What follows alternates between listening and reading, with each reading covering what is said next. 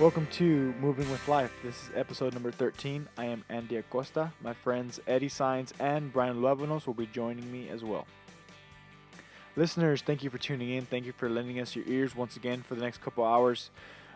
Don't forget to subscribe. Don't forget to leave reviews. We are on iTunes, Stitcher, and SoundCloud. So episode number 13, we hit a lot of awesome topics.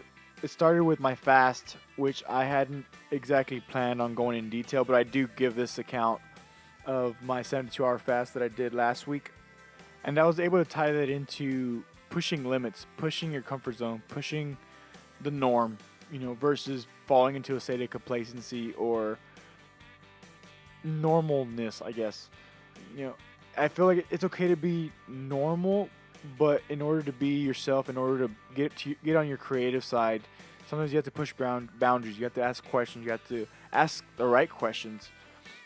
Finally, we talk about abusing systems versus not using a system at all. Maybe even finding or seeing only the negative aspects of a system, such as social media, instead of using it to better whatever you're trying to accomplish. So without further ado, here is Moving with Life.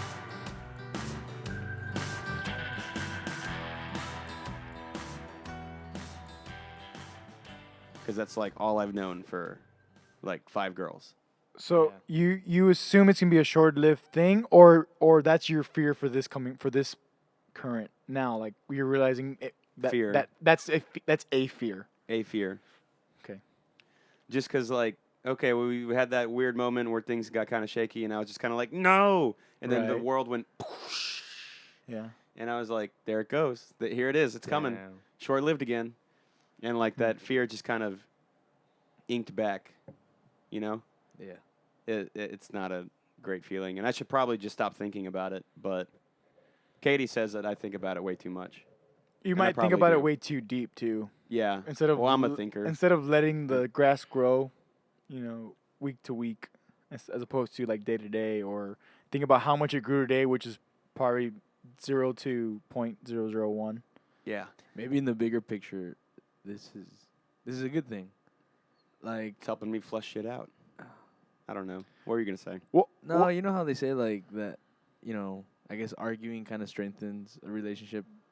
So this is like a small bump in the road, but maybe it'll bring things together better.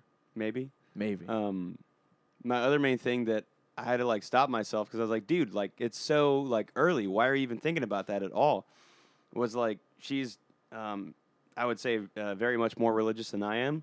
It's there for me, but it's a very personal journey. I don't enjoy going to church at all. It's a very individual thing for me, is where I feel agree. it. Mm-hmm.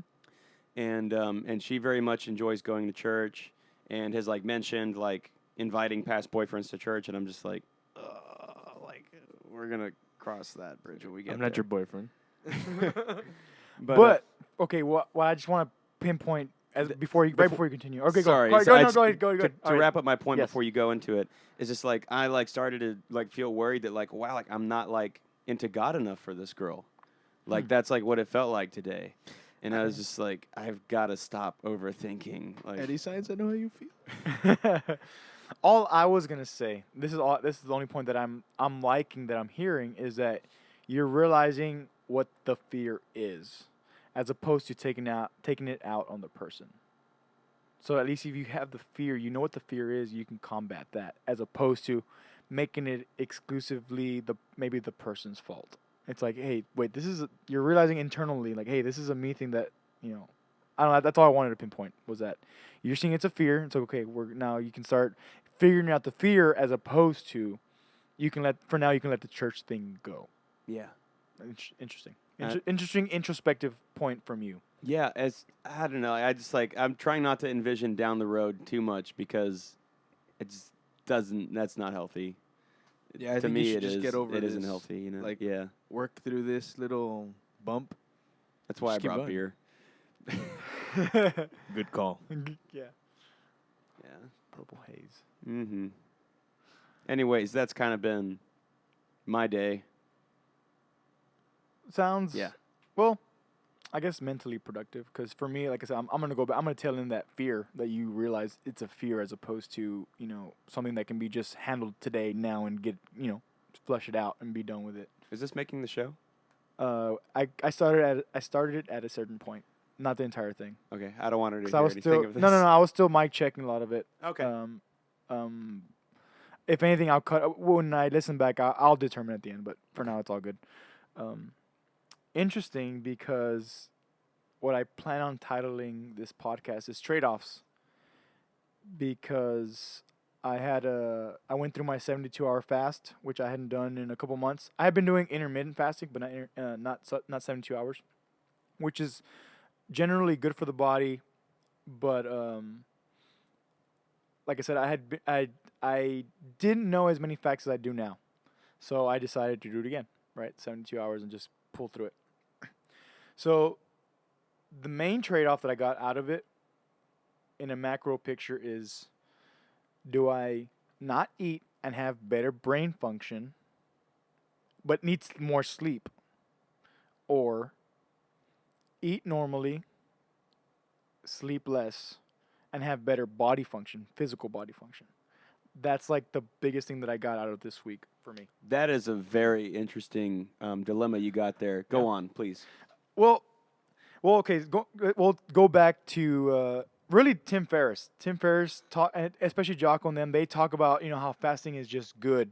It's good for the mind, it's good for the soul and whatnot. Well, Dr. Rhonda Patrick, who comes out several times throughout the Joe Rogan Experience, the particular one that I listened to is episode, I believe 910 is the latest one she was been on. It's either 910 or 919. I think it's 910. Right before Neil deGrasse Tyson. She goes into like the legitimate like regeneration of cells in your immune system. Like that's what fasting helps you do. And I just didn't know that. I don't know if anybody else did. I didn't. I just when I did my first 72-hour fast in November, it was strictly to weight cut. Strictly just that. I didn't have anything else in mind, and I didn't necessarily fail, but I was miserable. Like it just hurt. I pushed. I guess in the bigger picture, I pushed through the mental thing, but it was way more mentally stressful than it was this time, and I assume it's because of the facts I have. So my last meal was Sunday night at approximately 9:30, 10 o'clock, when me and Eddie finished the episode for I just posted yesterday. So at that point, I had already determined or decided that I was gonna fast for the next 72 hours. So come Monday, well, naturally your body still has things in it, so it wasn't terrible. My body was in and out of like, oh, I probably would have had a snack now, or I probably would have this now. And at that moment, I started just, because you're supposed to drink water, obviously, right? But at that moment is when I just started chugging water. Like, that's what I basically subbed my meals for, in essence, or snacks. So that was Monday. And Monday was, like I said, pretty smooth. And I assume it's because I still had nutrients from Sunday. It hadn't even been 24 hours since I had something in food to process. Mm-hmm. Come Tuesday, I notice that my brain function and even a bit of my eyesight, because like I said, I don't know. I mean, you guys know that I use glasses when I have to drive, but I specifically do that because I don't plan on getting another prescription for forever, and but I will say from my account is that my eyesight got a little better, and my brain function I just felt more keen. Like if I was editing the podcast, I was like listening, and my brain was in tuned. My body was saying otherwise, because by this time I still went to jiu-jitsu, I still worked out, so all variables stayed the same except for the food. That's the only control that's the only thing that I did. I still worked out, I still went to jiu-jitsu, I still drank a ton of water. So Monday and Tuesday, let me just side note this. So Monday and Tuesday, I drank 1.25 gallons of water. 1.25 Monday, 1.25 Tuesday. So by Tuesday, that cleansing was starting to happen, but my brain function was way more just keen. Like it was like alpha brain times 10. So it's almost like and I wonder if it's because I know I don't have nutrients to like help my body function, that my brain is like signaling like, hey, you need to pay attention more specifically to details. I don't know. I don't know what that stuff. These are questions that I'd like to ask Dr. Rhonda Patrick, Tim Ferriss, at some point. Yeah, I feel like maybe your brain was just kind of like more on alert because it was kind of like like blindsided, like what the fuck? I don't have food. Right. I completely agree. So by Tuesday night, I I started, of course, getting fatigue, muscle fatigue. Um, but my mind was fine. Okay, moving on from there, by Tuesday night, I did go to sleep at a quote unquote normal time, by like 10, 11 o'clock. I think it was well before midnight, I think, because I knew I didn't have anything mandatory to get done, so I felt like I could rest. So that was Tuesday. So Wednesday, I am full fledged body fatigue, but my brain is still fully functioning, like well functioning. By Wednesday noon, I could have gone 2 or 3 more days without food, just based on brain function. Now, I also gave I want to side note this is that I gave this account on my Tumblr, which is Kratos, Kratos dash 4 dash all, Kratos4all.tumblr.com. But what I was going to tell about Wednesday is that, no, so Tuesday night was a quarter show, right? Sorry, so by Tuesday night was when I was starting to feel full fatigue, but my brain function was fine. I know for Tuesday, some of that fatigue was because I still worked out that evening with no food. I just pure water. But I was in the parking lot, and I got there before everybody because I finished my workout, and I had time. So I said, let me go straight to the quarter. I'm gonna read a few pages in my book that I'm on, and then by the time I'm done reading, the guys will get here. We'll start setting up. I'll start setting up. Blah blah blah. Well, in an instant, I woke up in a fight or flight stage. And I was like, and that fight or flight, first, I thought of 5 questions. I was like, okay, what's going on? What's going on? How long have I been asleep? Are the guys here? Am I late? Those are the main questions. And it was a fight or flight state. And it lasted about 15 seconds max until I finally came to, and I'm like, okay, it's this time and I'm good. I'm still, Gonzo hadn't gone there yet. Eddie was teaching, so that was that. But after that, we started the show at the quarter, and I was perfectly fine. I was as far as my brain function, like I said, the body fatigue was there, but it didn't matter. Like my mind was able to push past that, and I was still able to play. I was still able to sing. I was still able to, cool thing. Danny and Yoli, shout out to them for going out and hanging out with us at the quarter that evening. So they were there hanging out and whatever, and of course they know about my fast, so they were asking me, hey, how you feeling? How you doing? I'm like, and I told them, like, I'll be honest with you. My body's almost feels like shit, but my brain function is amazing. I love my brain function at this moment. I really liked it because I almost expected Danny to come with like emergency snacks. How are you doing? Yeah, he was very curious, and Yoli was just as curious because, of course, Yoli goes and trains. Danny is a trainer. He knows about cutting weight, and he knows about fasting to cut weight. But like I said, a lot of it I feel had to do with the fact that I had more facts about what good comes out of fasting. I'm just like amazed that you lasted the entire 3 days. Because for me, like just to run 2 miles, like I get to 1.5 miles, I'm like, come on, man, you're almost there. No, you can stop now. No, you're almost there. Come on, and that's just 2 miles of running for me. Right. I mean, honestly, like it's a self-experiment thing that I know it will vary, and I'm gonna get to my final conclusions when I finish the story. So let me just continue. So then Wednesday, I wake up. I slept in actually Wednesday. See, I had work. No, I didn't sleep in because we had the gig, and then I worked at 9 around 6:30 a.m. So we did the gig, got home at midnight, 12:30. I did go to sleep immediately. Usually I stay awake and I actually have something to eat. Obviously, I'm not eating at this time, so I had water and I went to sleep. Got up at 5:45, 5:30, 5:45. Got to work on time. Everything was good. I was there till 9, and usually after that, I go to the library and I read or I do research. I came straight back home on this past Wednesday. I was just dead beat. Half of it had to do with the gig. I still had an evening that, whatever, but I felt more tired than usual. I slept comfortably. I woke up comfortably. I didn't, usually I put alarms, I only allow myself to have even a 20-minute nap. It's like very, very beneficial to me most times. So that was Wednesday. Obviously, Wednesday lunch is when I started noticing that my mind's like, "Hey, you're hungry, but you can keep going." Like, it was it the s- the hunger pains, quote unquote, were much more timed by Wednesday. Like, hey, like normally you eat lunch at this time, but then the dichotomy of my mind says, "But you're on a fast, so you're not gonna eat till later, right?"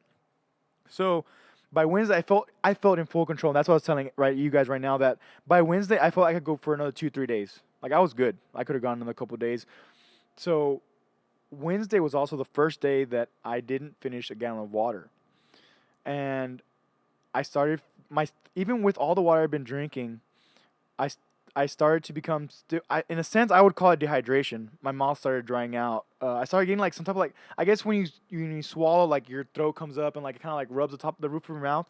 So I started getting like a chafe feeling and it started burning like it started hurting, and I'm assuming it's because of all the water. Like I drank 2.5 gallons of water in 2 days, and then almost a gallon of water on the third day. So I'm assuming it's just the constant drinking that it's like when you put the way I compared it is when you put water in your hands and you get like kind of like it gets real wrinkly, Pruny. yeah, real pruny on your hands. That's what I assume is what happened with the roof of my mouth.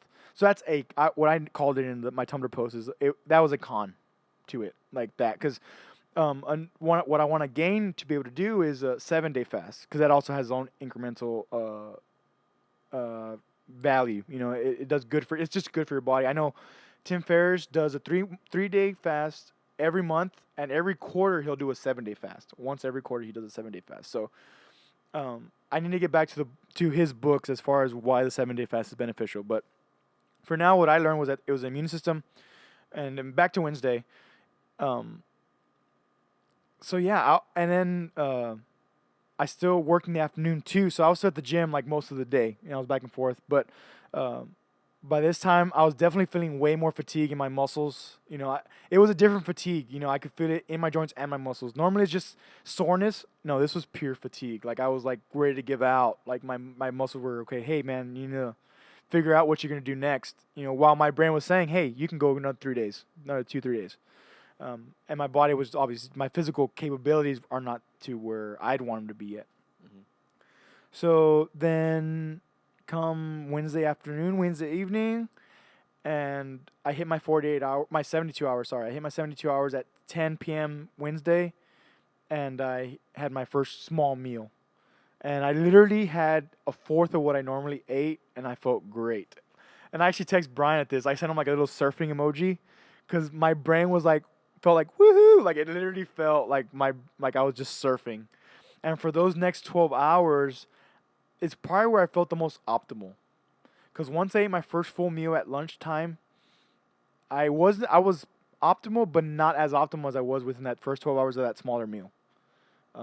So that was Thursday.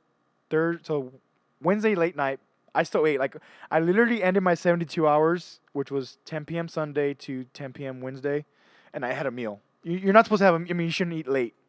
But I was like, well, I need to finish the podcast, so I finished editing. So I'm like, well, I might as well have a little meal. I can eat something. Because I did read that if you eat, of course, too heavy of food or like too much oils or stuff, you can potentially get sick, right? So I'm like, well, I have kale, I have broccoli, I have carrots, I have some chicken. I'm like, let me just have until my body says stop, and that's what I did. It was literally like maybe like 4 to 5 ounces of chicken and some broccoli, kale, and carrots. Which normally I eat like almost a pound of chicken per day, and then a few stalks of broccoli and kale and carrots. That's what I'll normally eat for dinner, and that just didn't happen. So, like I said, but by Thursday, Friday, today's Friday, I'm pretty much back to normal eating wise. My brain does feel good.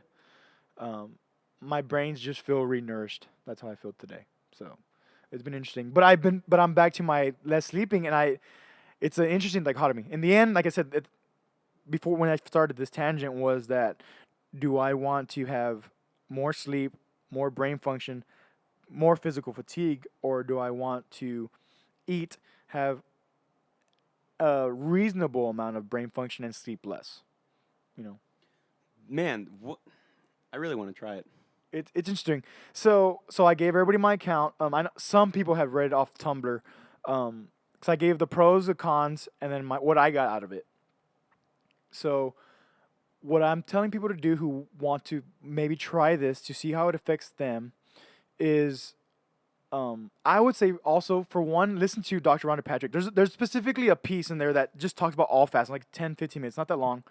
So at least you can get the facts, but what that can do is precurse your brain function to know that you're getting good out of this fast. It's not just, oh, let me try this and see what happens. Like, oh, you have these facts circling in your head. It's like, I know that definitely placeboed my will to get through the 3 days with, and then, but while paying attention is, by the third day, it's like, hey, I could go in 3 days. Fuck yeah. The thing is, my physical being said no. Like, hey, you need to get some different liquids, get some food in you. Yeah. So so sorry. Let me. This was my final point. Is that if you want to attempt fasting, I suggest start with either circadian, which Rhonda talks about, or intermittent, which is only a little more extraneous, but it's about the same thing. I know Brian. You kind of started circadian a little bit. It's only been a couple days, so I'm gonna still hold off maybe till next week to get your accounts. I don't know if you felt any difference now, but I know you just recently started within the last 48 hours or so. Yeah, well, Tuesday, but Okay. yeah, no.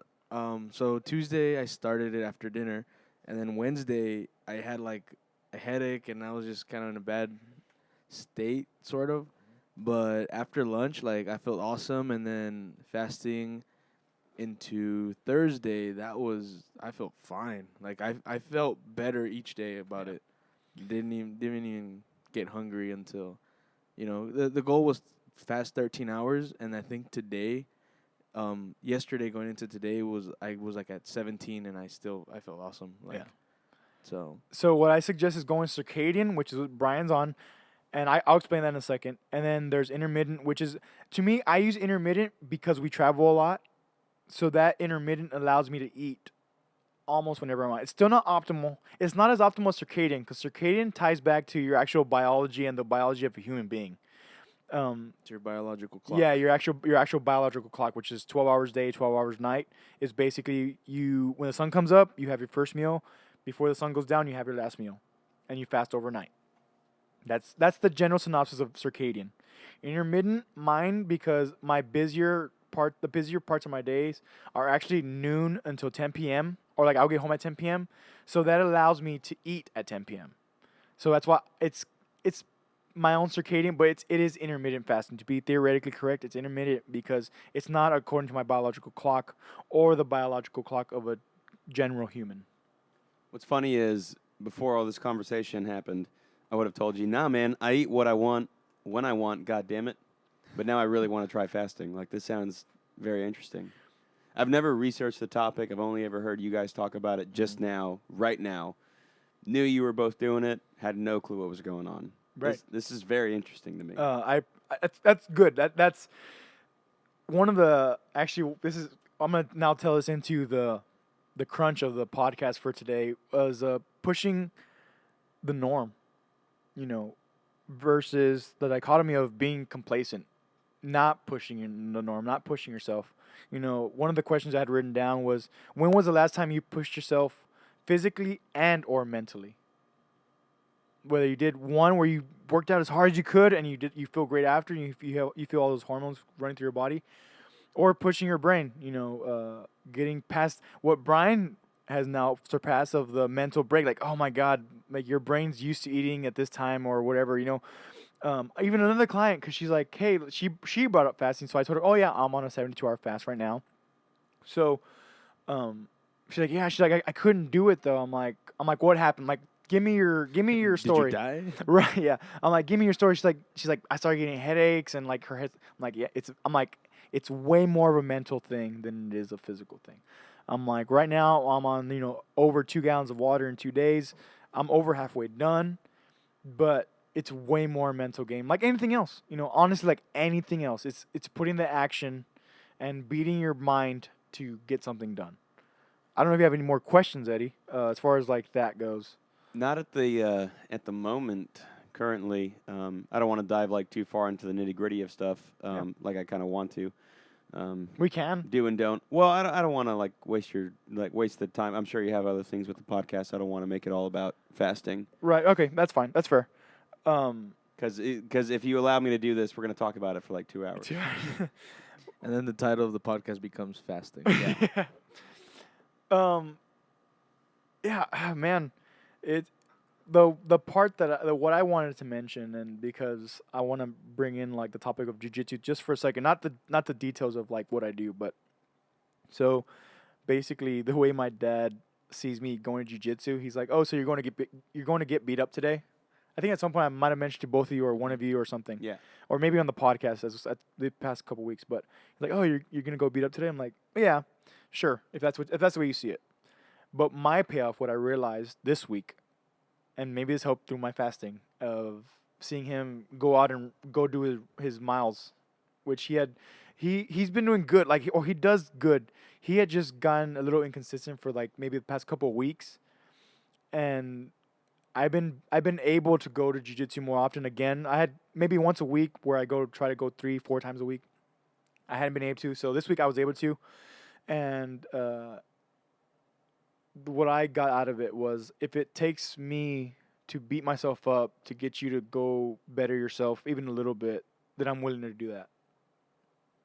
That's what I got out of it today, or within this week, because I saw it yesterday. Because he's like he laughs at me, but then I'm like, but it gets you out of the house. Like I do kind of parallel that is me doing this extraneous work in the sense, but seeing him go do his miles, he's out there for an hour running and jogging and walking and running.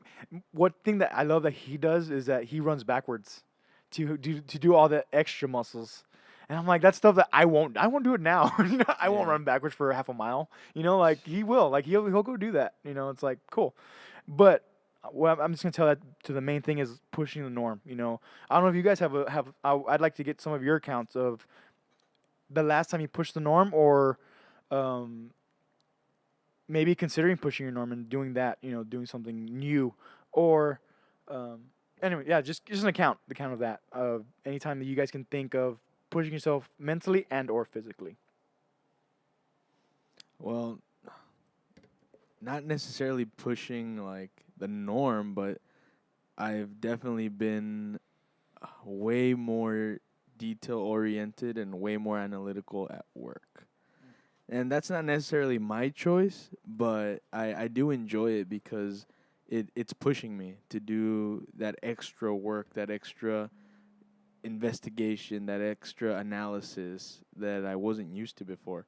And I believe that it's only going to help me, in my work ethic and in the type of work that I put out, to do all that extra research and yeah. Well, yeah, Right. because I'm Yeah. starting to think about it. I'm just like, Right. It's damn like it. it's a lot of work. Yeah. Yeah. Well, I know. Well, even this week. Well, I mean, you haven't stayed. I don't think you stayed late all week. But when you had those extra details to find, like year-to-date stuff, and then last year's numbers Yeah, compared to this year, it's and Wednesday, Thursday, and today that I stayed late. you stayed a little bit late Yeah, to get stuff done. and I can almost guarantee I'm staying late Monday. For some reason, my boss felt very generous and was like, "Nah, don't worry about the weekend. Just we'll figure it out Monday." I'm just like, but for how long? Yeah. Right. How long will this go on? Well, I guess for me, physically, the best example I could give would be when I'm running. And this will happen occasionally. Okay, so I took like 2 weeks off from running because I was just like I just got lazy, honestly. Yeah. I got super lazy. Half the time couldn't find the time to really squeeze in, or rather not couldn't find it, but didn't make the time Yeah. to the do extra, it. Right. And so I took like 2 weeks off. And, well, like getting back into it has been really rough, not going to lie. Yep. My mile time used to be about 7 minutes, 15 seconds. It started when I got back into it this past week and a half ago or so. It was like 8:30 a mile. So yeah, it was pretty slow and it was pretty grueling, and it really sucked. And I was like super tired, like just a mile in, and I'd be like, God damn it! Like I still have like another mile to go at least, because I just at the minimum do 2 miles. But I mean, I completed everything. I didn't stop like as much as I wanted to. Like I didn't stop, Right. But then like there was one day earlier in the week on Monday where I was like, you know what? Like I'm really tired of like feeling shitty about this. Like don't care if it takes me the whole hour. I'm gonna run a 5K. So I'm gonna run that extra mile. I'm gonna do the 3.1, 3.1, 3.2, or yeah, whatever it is. 3.1. Yeah. And so I did the 3.1, and it fucking sucked, but I did it. Good. So and that in itself was kind of like a physical push and a Yes. mental push. Yes. Because I will concur for you. yeah, because mentally I just wanted to just wanted to stop. Other mental examples for me, I feel like every time I sit down to write a song, I'm like persevering through a mental challenge, Mhm. especially when it doesn't come like magic. You know what I mean? Songwriting is like half the equation is magic, like magic substance. We don't know where it comes from. And then the other half of the magic is the time and work you put in to decipher the other shit, like the other magic that that you need to create an awesome song. And so it's just a big balance like that. And for me, it's like, okay, I feel like I've got the magic, and then I get into it like 4 lines, and I'm like, I'm out of magic. That's it, and that's all I've got. I've got like a cool 1-line, 2-line thing or whatever, and that's it. And like the mental perseverance through that never ceases to amaze me. Because if I just keep pushing and keep digging for the idea and just stay focused and on track and remind myself to eat at some point, because I will forget to eat lunch, I'll get a song done if it takes me 4 or 5 hours, 6 hours. Right. And it'll be badass. It'll be cool. And I'll be super proud of it. And some songs recently have been coming out like that. One came out for me like that 2 days ago, actually. Pretty good name. Yeah. Yeah, what I'm just gonna add to your pushing mentally and physically is that it literally helps your brain function. It literally sends out the neurons and all that stuff that shoots out, and all the pieces of your brain, that your hippocampus and all that stuff. It literally helps regenerate and keep the cells healthy. And so yeah, that's what I'm saying. I'm just gonna concur for you, because that's stuff that it's also on the podcast. It's sorry, I was completely wrong. So Joe Rogan with Dr. Rhonda Patrick, episode 901 is the episode where they just go full fledged. And there's some stuff they talk about surfing and whatnot. But I actually listened to the whole podcast again this week as I was going through my fast, and I timestamped everything to see, hey, okay, I want this, I don't want that, I don't really care at the moment for that. For surfing, I don't surf. There's no water here.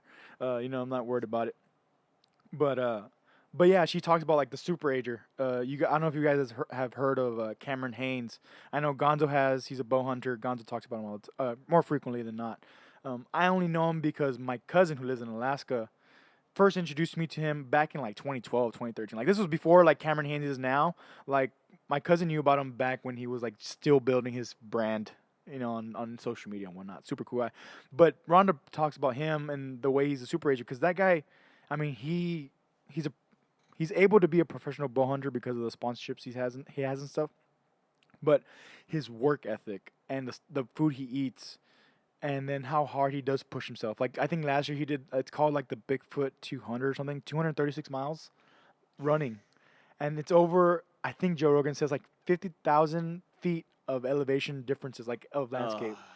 And so you're running that, and like at some points top speed is 2 point something miles an hour, which is basically, it's slower than a fast walk. And because of the terrain, that you get as low as 2 point whatever miles an hour, because that's how extraneous it is.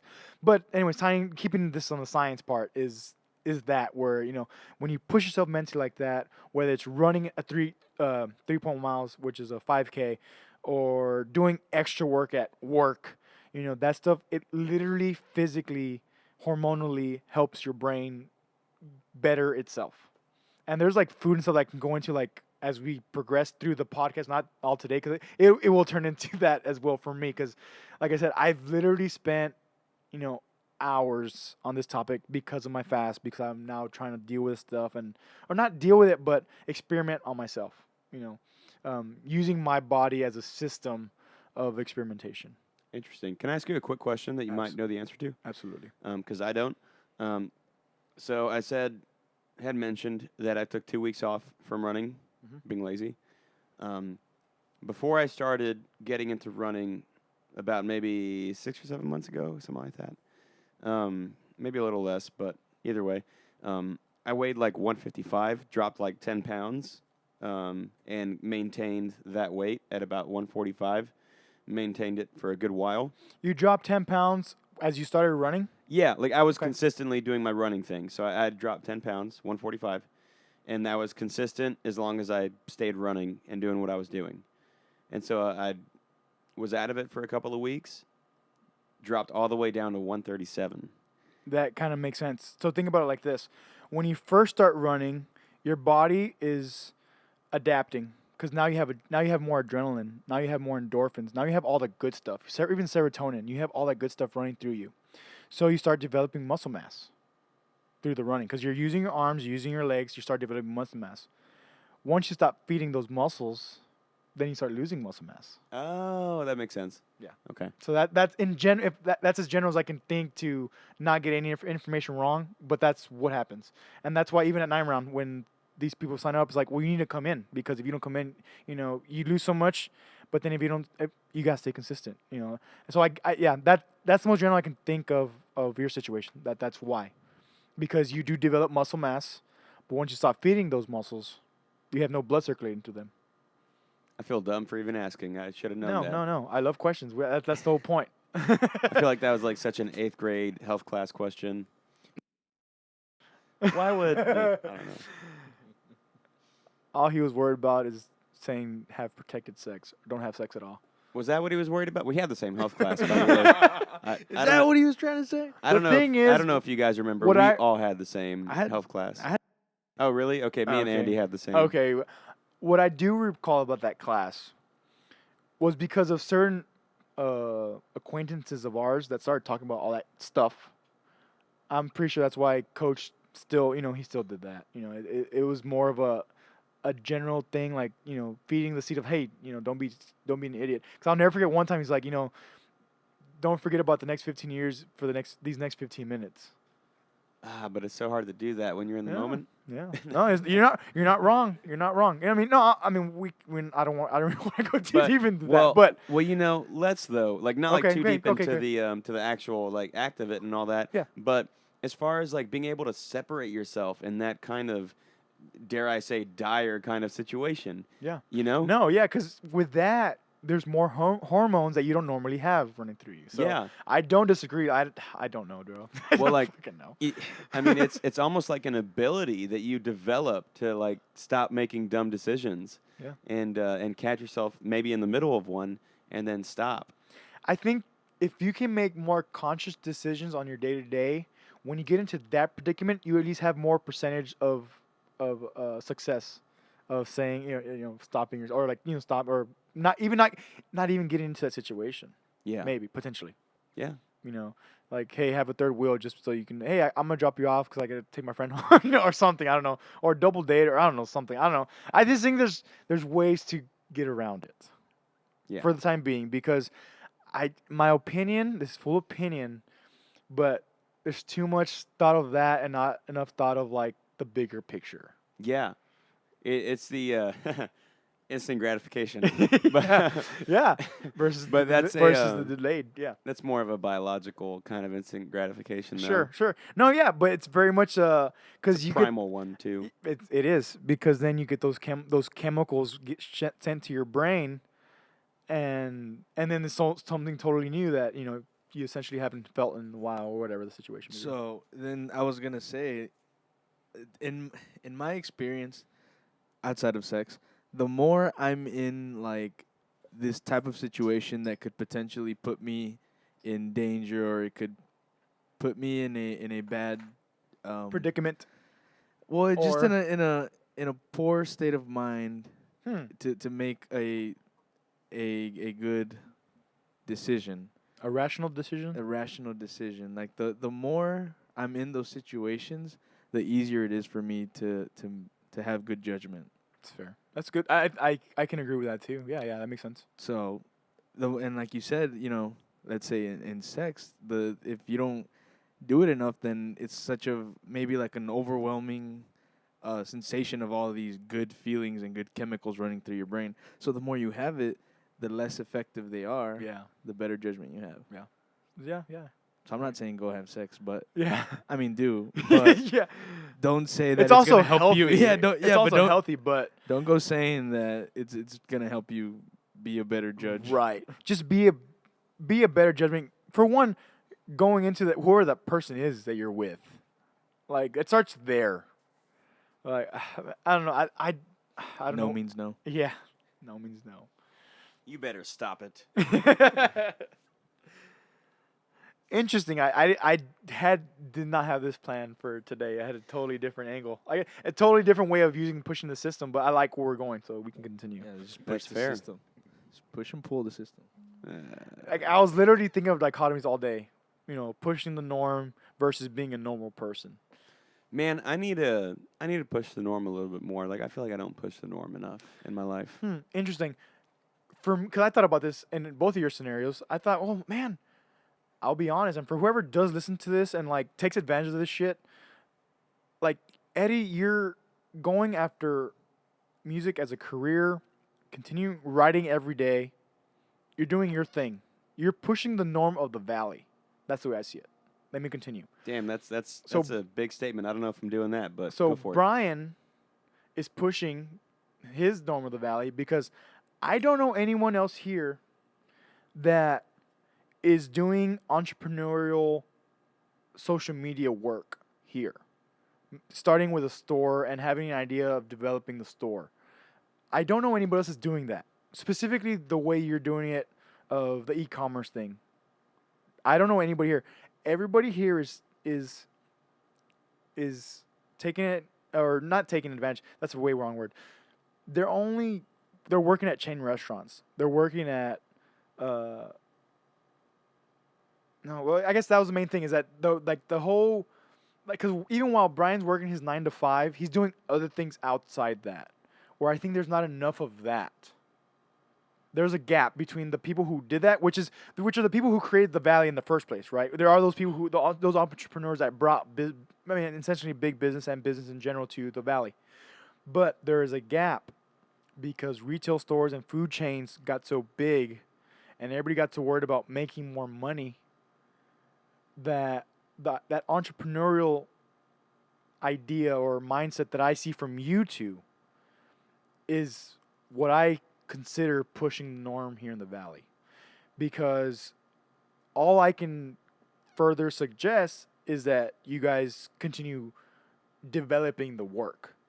Because anybody who's done music here in the valley that's put out original music, they fell into a complacent place. And so it's stagnant in the sense of like there's no new material, real material coming out. Now, of course, the industry's changed, whatever. In Brian's case, I still have yet to find someone, especially because we have the advantage of social media, having social media now, and taking advantage of that is pushing the norm. That's the way I talk, or that's the way I'm thinking of pushing the norm. Macro picture, big picture. I think as far as entrepreneurship, I've seen like attempts to put something out there, but either they become complacent or they just don't have the right information on how to like further grow their business, so they stay like in a static place, and either it doesn't grow or it just dies. And I've been a little bit more exposed because of what I'm trying to do to other potential entrepreneurs in the valley. But no, I think they're out there. And like a recent conversation we had about, you brought up something you heard from Gary Vee where New Yorkers aren't using New Yorkers, or so many people, Right. just like that. I feel like there's a lot more people in the valley than we realize. Okay. So what are the odds that between the three of us, all three of us are pushing the norm in our own way? Yeah. Think of the valley in groups of three. Like how many? Like the odds. right. The odds are there. Are there? That's good. So- I do hope so. That's you always fucking do that to me, which is good. It's a very good thing because I'm always because at the moment that I'm so in tune to like what we are doing, and I'm trying to think of like I guess now thinking about it, I know at least a couple people that are pushing the norm. The Prelude, they're trying to do something like that. But like everything else, it's just gonna take time to develop, right? But yeah, no, yeah, I like that. I like that answer, that point of view. How about abusing the system Woof. In what or way? not using the system at all? So I'm gonna give the reasoning to why I can't. Well, actually, I didn't come up with abusing the system. So a acquaintance, which I guess I'll consider a colleague now. Her name's Noelle. She lives in Stephenville. She goes to Tarleton State University. She wrote this article, and I tailed it off into a whole different like scheme that we can go into in a bit. But she she wrote an article in the local school newspaper talking about service dogs versus emotional service assistants or something like that. ESA versus service dogs. That's like the acronym, whatever. And she was talking about how around her campus and community, a lot of people are taking advantage of or abusing the system in the sense that they say their dog is a service dog when that's not the case. I didn't. For me, I didn't even know there's a difference. So that's what engulfed me. That's what got me to read the rest of the article, because I didn't even know there was a difference. She just went on about that. She's like, let me tell you the difference. So she explained how service dogs have a job, especially with people who have diabetes or military. They have a specific job to do. Okay, I knew that. I didn't know there was such thing as an emotional service assistant or dog or whatever. I'm like, and she brings up like it's like taking your pet to school, and then these dogs that are ESAs are then getting in the way of real service dogs because the ESAs are not trained the way a service dog is trained. So the ESAs are, in a sense, disrupting the peace that this dog is trying to create for his human, his owner, so anyway, so that's where I got abusing the system. The article is on JTAC JTAC News. I'm gonna post the link along on the podcast. I'll put Noelle's social media as well. So if you want to find her or ask her more questions about the situation, one thing that captured me was that it's under the opinion section, which I assume, I guess it's an opinion, but to me it seemed like there were legitimate reasons to acknowledge the difference between a service dog and an ESA. So I had some trouble with that. We can move forward, but it was just a side note that I found. I'm like, man, they put this in the opinion section, but it's like maybe maybe it needs a couple of facts from research data, but I mean, she's lived there. She saw this growth of like emotional dogs, which even the root of that. I'm like, really, people like you need an emotional service dog? It's like because Hillary didn't win. Like you're going to go back to that shit? Like, give me a fucking break. That's a me thing. That's like an example that I'm gonna give because that's like the harshest example I can give. That people are like, oh my god, he just said, oh my god, yeah, I need to get emotional dog now. I need to go emotional service dog now. Go. I'm triggered. Yeah, yeah. It's like, oh my god, this guy just push my. I can't believe what he just said. Quit being a snowflake. Man, just to be clear though, I hate like both sides do an equal amount of name calling, and I hate all of it. Yeah, yeah, no, absolutely, absolutely, yes, absolutely. That's what I'm saying. Like, I know I can push the hitter button because it's like, oh my god, the people are gonna get a rise out of it, and they're gonna get emotionally attached, and they're gonna get all fluffed in their beds, and oh my god, and whatever. And then they're gonna turn off the podcast. Okay, see ya. Whatever. Anyway, so the macro of abusing the system that I got is basically rules or regulations of a system. Service dog versus not. And I don't know if you guys have any accounts of maybe a system that you've been a part of. It could be from work. It could be at home. It could be you as a human being, as a system, as a person that can think. If you guys can think of anything where you guys have either had an experience with a system or of abusing the system. Maybe it's at work. Maybe it's right now. Maybe it's that you're at work now, wherever you're at now, and you feel like there's some abusive motions going on in the system. Whatever that may be, signifying rules or regulation of a particular thing. I was gonna say I don't have a specific, I guess account, but not that I've been in it, but I've kind of witnessed it too, where at work, and I know for sure this happens in many other industries, many other businesses, but at work, so I was looking through one of our general ledgers for what was it? Employee relations, and it's really supposed to be used for like let's say our running events. We have a running team at work, and the bank pays for any like entries to any running events. So stuff like that goes through there. Like employee appreciation luncheons, stuff like that. That's it's paid for by the bank. Well, I was looking through all of our transactions, and there was a lot of things that were kind of like, really, like we're like people are expensing these type of things, like expensive as meals, meetings, quote unquote. Like, come on, like I know that was not a productive work meeting, Right. but I hear it happen all the time in many other places. So, and honestly, like in the big picture, it's not a lot of money. Right, right. But But it's if we still if a we type start of abuse. if we're now accounting time to be of equal value, Yeah. which we've accumulated to that assumption or that conclusion that time equals money. Yeah. Literally, time is valuable. Yeah. So continue. But a lot of these things are done during lunch hours anyway. So it's time away from work that they would have spent anyway. But then now they're using money. yeah, they're using the of- bank's money. So, like I said, I know this happens in a bunch of other places because when I shared this with other young professionals, not just here in the valley but elsewhere, they were like, "Yeah, we see it happen all the time." I was like, "Yeah, I figured. I just kind of got the detail of it now." And so there's that. And also what I've heard a lot from like government budgets is we have extra money, let's spend it, otherwise next year we'll get less money. Yeah. So it's like, what the heck? Like, in a sense, yeah, you don't want to receive less money, but if you don't need it, then, but I do get it. That if they see that there's money being unused, then they'll cut it. But what if it was an off year, an off month, Yeah. and they just, That's the thing though. So the dichotomy, I guess, slight dichotomy to that is, for let's say the government officials taking away this money, how can you assume that's gonna be exactly the same next year? yeah, and I've kind of had the same question with my own budget at work, not by year, but like if there's a specific trend.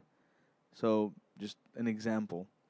Let's say we were giving some projections for our loan growth for the year, and they just said grow X amount throughout the year, but they didn't tell us, where the trends were. So we'll do the growth divided by 12.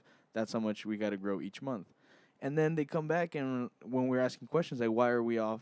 You predicted this much. Why are we off from budget? And then they're like, well, these loans, they come in waves, and you expect so much growth at this time of the year and this decline here. And I was like, well, where the heck was this information when we were putting this together? Yeah. So, yeah, I think there should be a lot more planning as far as when to expect certain money or certain growth, certain declines, and not just assume that everything is going to grow straight and then kind of punish the people receiving the money because the money wasn't being used. So I don't know. I think there's a lot more variables that go into it, but just in general, that's kind of what came to mind when you say abusing the system. Yeah, Only right. because they're purposely misusing the money so that they don't receive less. Which, Right. I would agree that you don't want to receive less because what if this is an outlying season or Right. month, whatever. But yeah, just a little example, I guess.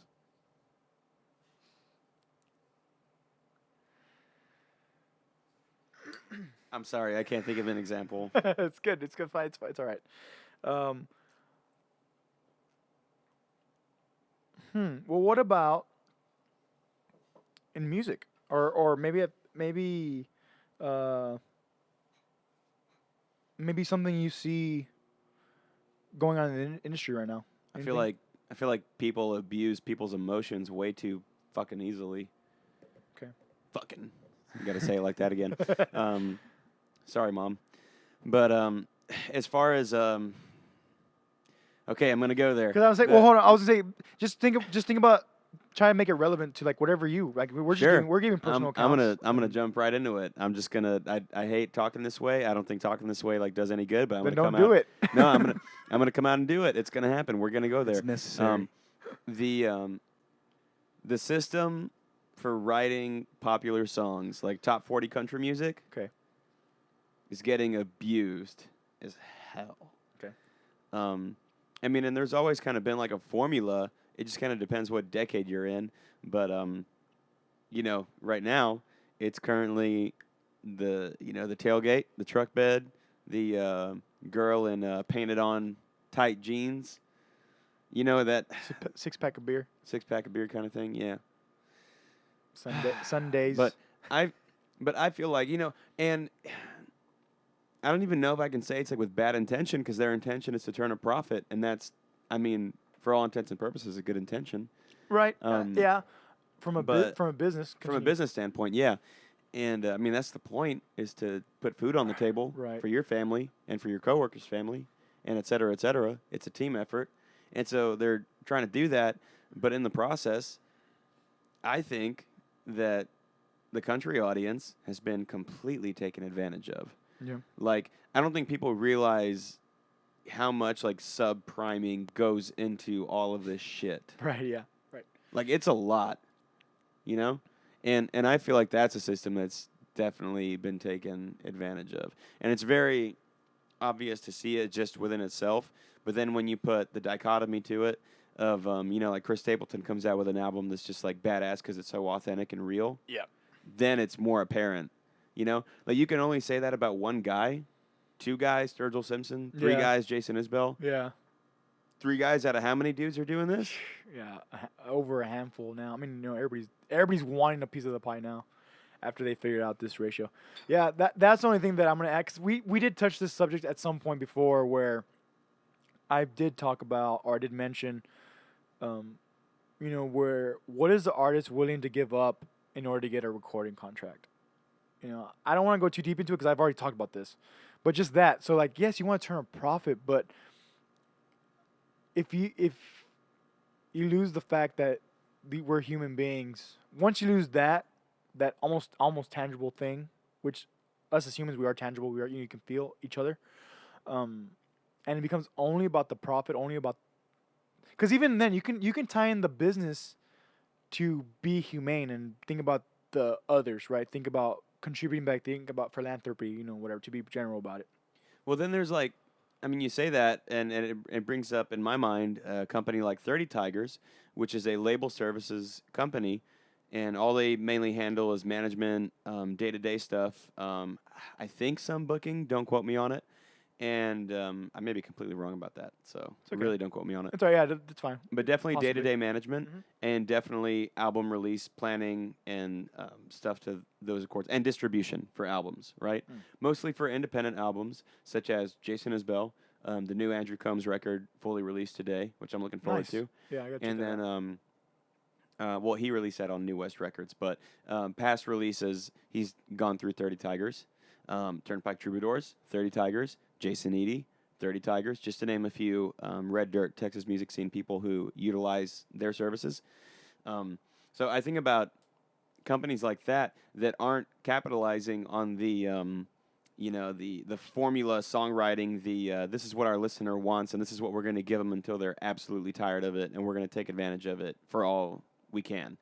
Like, this is a company that's doing, like, good for the sake of music and sacrificing a quick dollar for that. Right. You Yeah, know? actually, that actually, I'm going to tie it into a question that I wrote down also was, have you ever used a system for something other than its intended use? So we go back to the root of music and acting and all that stuff. It's a form of entertainment, right? Television, live shows, Broadway shows, all that stuff. It's a form of entertainment. Where now, it seems to be all about the profit, and the ratio is not equal. Where back then, people were writing songs, people were entertaining, and if you see that, I don't know if you guys have seen the Buddy Holly movie. That's such a good movie. But at some point, Shoot, even the beginning of the Selena movie, we want to dance. You know, the beginning when they're at that bar and because they want to be entertained, they want to dance, they want to have fun. You know, of course, you know whatever the situation is specifically, but in general, the macro of this could be, you know, the entertainment which used to be number one. That used to be first and foremost, because if you entertain, you're gonna get paid. And now it seems like, oh, we found a way to just artificially entertain, and we're gonna maximize the dollar. Well, it's like funny you bring up like the entertainment aspect because I've been fortunate enough to score some, some victory with getting some press for my album release. Nice. So Valleytown Crier is one of those, and I'm like super grateful that they hopped on board for this. And the lady whose name is Patricia that I met with yesterday for the interview couldn't have been more awesome or more prepared with like really good questions. Awesome. And Good to hear. yeah, I'm pretty stoked about the interview. Like I'm really excited because she let me as the artist just get out all of my truth and just had all the right questions for me to do that. And well, part of that coming up was, she's like, "What can people expect from your live show?" And I'm like, "Man, like I really had to think about it because that's like the one question I would not have prepped for, like, and I probably should have, but I've never really thought about it, and now I can, so that's great."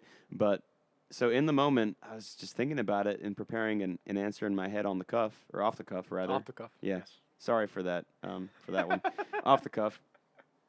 And so she goes like, "What's your live show like?" And I'm like, well, we're gonna have some fun. There are some songs in there that are just super tongue in cheek. Like Georgia Girl is just about like like being so head over heels for someone that you're just like driving cross state and like whatever.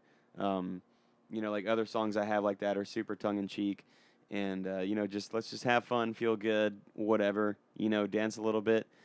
And I told her, but like not to take away from the fact that like I myself like personally I consider myself to be like quote a lifer. I'm always thinking about like just how amazing life is and the fact that we're here and like just how things came to be and how we interact with each other and how we're constantly evolving and changing with like technology or within ourselves and with like inner reflections. Now fasting.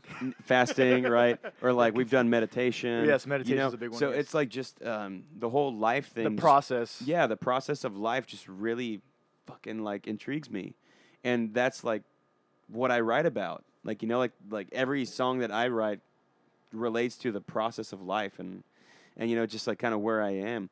And so I told her like that's what I like to talk about at my shows, like the process of life, and just the evolution of that, and for this album specifically, it was about me being the ages between the ages of 18 and like 22, 23 maybe, and just totally living for the night, going out 7 days a week, all the time, don't care, spend all this money on really stupid shit like like way too much alcohol and way too much cigarettes and a whole bunch of other stupid shit I could have been saving money from instead of making really bad decisions, and like getting into, infatuated relationships, that weren't like necessarily healthy, in some ways or in a lot of extents. In any aspect, right? Right. In some aspect. And so, like the whole album's about being young and doing those kind of things and then growing out of that.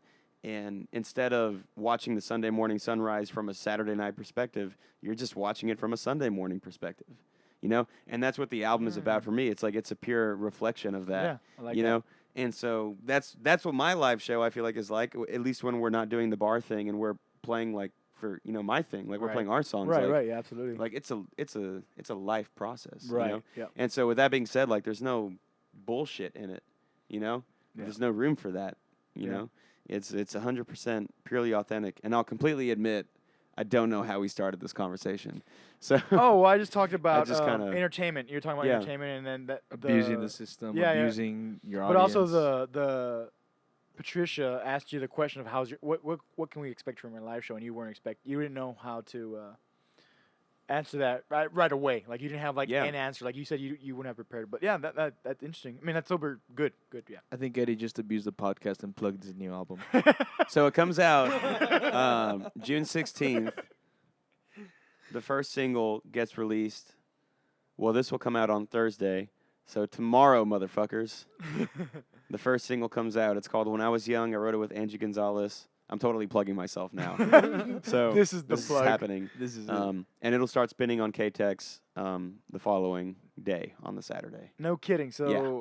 so okay, let's come back to today. So next Saturday it's gonna start spinning. They're gonna start spinning when I was young. Yes. Nice. That's awesome. Freaking awesome. They wanted to do it this weekend, but I was like, nah. Yeah, we can. Let's wait till it comes out. Yeah, do that, and then we'll also have shows next week. We have hillbillies. No, that's. Yeah, we do have hillbillies, and then we have backwoods on Saturday. Yeah, for all of our Corpus area friends. Yes. Actually, cool thing is that it seems like McAllen and Houston are more frequent listeners for the podcast. Very as far interesting. As That's SoundCloud, as far as SoundCloud stats, which is pretty cool. Since the beginning, you guys listening, thanks. Hopefully, you guys hit us up on social media when you get the courage. But I've noticed that. That's pretty cool. Well, next time we go to Houston, Andy, and play a show, I'll have to let you plug the podcast. There you go. We can. We were there last week at We Conroe, were. Texas. We So were if in anyone's Conroe. listening from Conroe, we love you. Thanks for coming out. Here's one thing I'm gonna bring up. Speaking of like pluggings, so the dichotomy is not using a system, not using the system. And what I want to bring up is social media. I feel like the first few podcasts, I was kind of like, man, like we're just using it too much, or like whatever. And now I have a reason to do it in the sense of, content for content's sake, but also to have everybody aware of like my fasting and like what the process, my process, my individual process. So not using the system where I was. In my case, I was using social media maybe I was looking at the wrong things in social media. That we have this full circle of social media, and at that for the first few weeks of diving into this podcast, and then everything I've been thinking of leading up to now, and this dichotomy of abusing the system versus not using the system at all, and trying to find, well, how can you use the system? And now trying to do this, and even Noel, when I got in contact with her over Facebook, and I messaged her, I'm like, hey, can I use abusing the system? Like just that. Like I have my own idea about it, but I do like your article, so I'm like, if you want me to, if you want credit or whatever, I'll give you that. And she's like, yeah, we ended up talking for a little bit, but that was it. But anyways, using social media, in your favor, using the system in your favor, whatever that may be. So it's interesting because I feel like unintentionally now, for me, is being able to see like a bunch of dichotomies with Eddie and a bunch of dichotomies with Brian. Oh, brother. So, and Eddie, like we're talking about, let's go back to like the profit, or like Eddie's becoming financially stable little by little, right? At some point, me and you had a conversation about what the next big thing was, right? Yeah. And I was like, we'll find it, but let's try to take advantage. And by this time, I was diving into like the social media thing. I'm like, well, let's just use social media. And I asked you, I'm like, what do you think it is? What do you think it might be? And you gave us some scenarios. I'm like, so by the end of this conversation, it was like, okay, so that means we continue touring until the next big thing. Yeah, so the next big thing, well, not even that I really think I know what it is. I feel like I'm not very well qualified. I'm not underqualified, but I'm not super well qualified to talk about what the next big thing is in the music industry. But the theory I was sharing with Walker was that music, recordings, as in like albums, like digital recordings or physical CDs that you get and you buy, that's going to become a thing of the past. It's going to be all digital. And digital means it's going to be worth less. The constant we have in the music industry is that the customer decides the price point, and that's just kind of where we're at right now. Mm-hmm. So I think the value of albums, physical music, not digital, physical copies of music, are going to go way down. And those cost a lot to make. So I don't foresee many printed CDs being a thing of the future. I think it's really going to be exclusively streaming. With that being said, that's a big profit margin, or not margin, but that's a big profit that labels are losing out on. Yeah, so margin. I also it's think part of their margin. Yeah. Right. So I also think that labels will be non-existent unless they continue, like they do now, with deals such as 360 deals, which is where they take money from your touring, your merch sales, your CD sales, your whole Streaming life, too, no? everything. Yeah, Streaming, like They they take- take the first cut. right. Yeah, 360 is the name for a reason. So they're taking everything because they realize physical sales are just out the wazoo, you know. Right.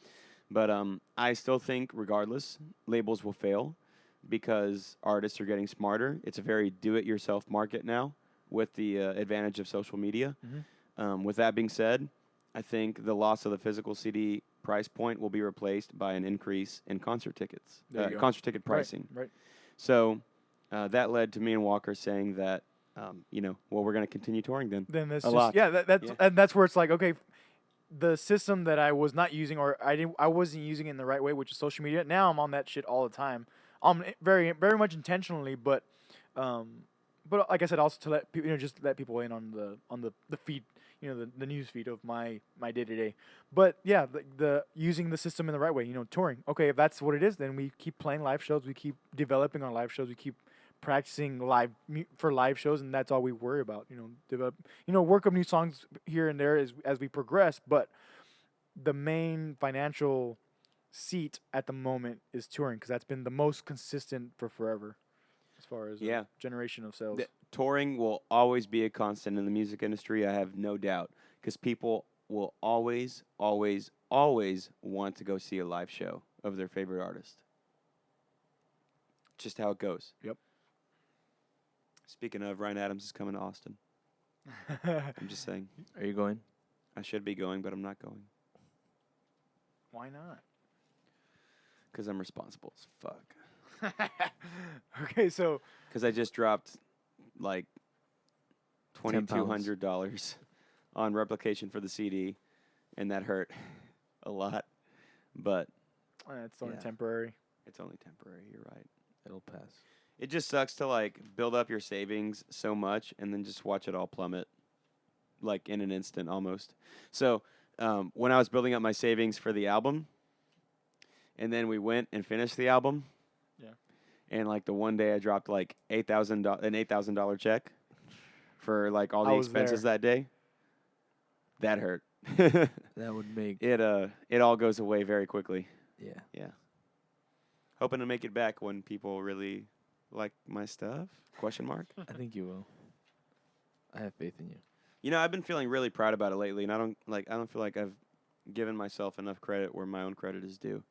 But I've been listening back to the album a lot. Like I have it playing in the truck. I've had it playing for the past month maybe. I just feel really fucking proud of it.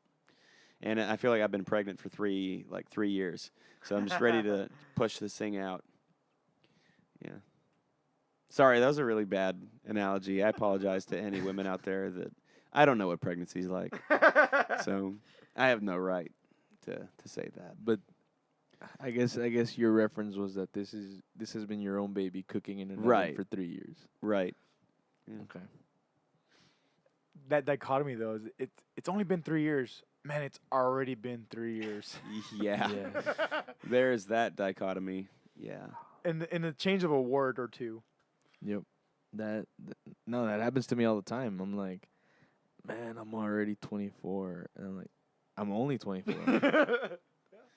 That was one of the things that in my interview yesterday with the Valley Town Crier they brought up, or that she brought up, was was like I'm talking about, like a lifer project that I made, so to speak.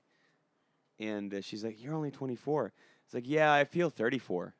Like I don't feel. I've never felt young. I've never felt my age. I've always felt connected to an older generation. Yeah. I've always felt like an old soul. I know Yeah. right. Yeah, I completely relate. And for me, it's not that I feel 34, but I feel so far behind from what I do know now, and that part has a lot to do with the internet. So 44. Yeah, might as well be, but that's the way I guess that's my perspective. Is like I don't feel old. Like I feel very good. Still, I just feel very behind, knowing what other people are able to do, or like those first movers. The first movers in the world right now using social media. Gary Vee, Tony Robbins and the stuff he's doing now, and really helping anybody that it's just a matter of discipline to save your money and put it away to have a better future. That's what he's doing, and he's also feeding 1 billion people in the next, I don't know, 7 years or so, which is really awesome.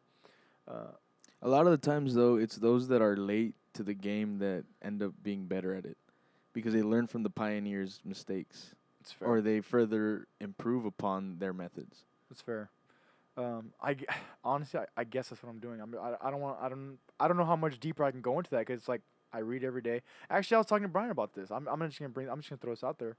Is where music is my career and I love what I do, especially our live shows. It's very important to me to have a good live show, a good what's the word, like basically maximizing my value for the live show. Right. Right. That's what I try to do.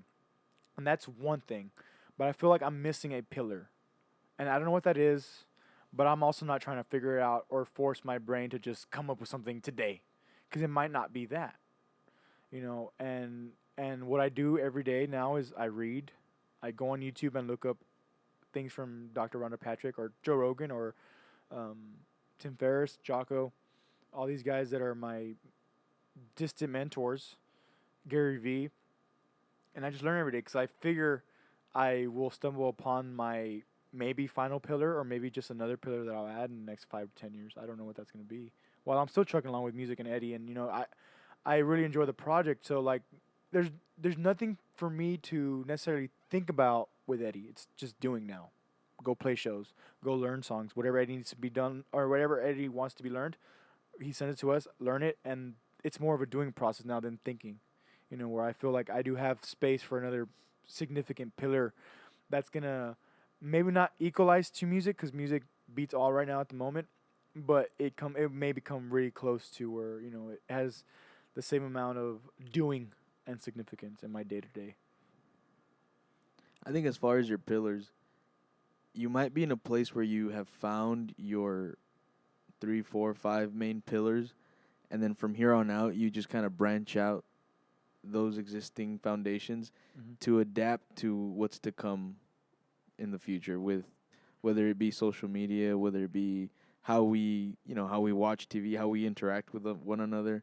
So I don't necessarily think you should actively be looking for a different pillar, and I'm not saying Right. you are, but I wouldn't be too worried about missing a pillar. I think it'll just come with time. Right. Well, I think that's what we kind of reached. I think it was, when did we go to Starbucks? Yesterday. I think that was Wednesday night. So Wednesday night we went and we were talking because I was just explaining exactly what I just said, but it's like it seems like it will revolve around learning. I know that's like a thing that can be a pillar, and I love helping people, which might evolve into something. But I'm not looking specifically because I'm still trying to learn. So like I said, I guess I think one of my final sentences, which I might have said already, but is, well, I'll just keep on learning then until I find it, because I guess I'll stumble upon it when I get there. It's nothing forced. Just keep reading every day. Keep reiterating to you guys, talking about fasting, talking about what I'm eating at the moment. Just made a shake before Eddie got here. Kale, blueberries, and avocado, which is very tasty. A hint of cranberry concentrate and some water. Yeah, You son of a bitch. It wasn't bad at all. That sounds tasty. I was a little like, man, it's just blueberries and kale, and I know the blueberries are gonna be sweet, but there's a lot of kale in there. I put a lot of kale But it was still very good.